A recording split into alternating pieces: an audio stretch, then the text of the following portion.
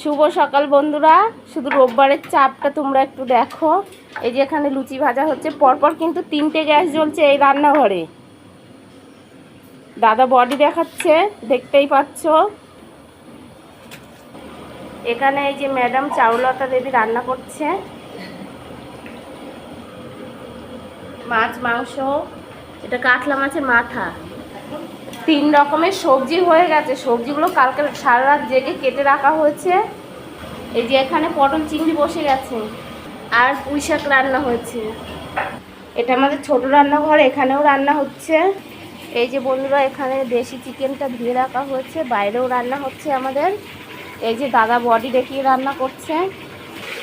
আজকের একটা অর্ডার আছে। সারাদিন যে আমরাই রান্না করি তা না, দাদারাও রান্না করে। দাদারা সব পারে। তো বন্ধুরা, এখনো অনেক রান্না বাকি আছে, সব কিছু দেখাতে পারলাম না, কারণ আমার প্রচুর কাজ আছে। তো কাজের ফাঁকেও ভিডিও করে নিয়েছি।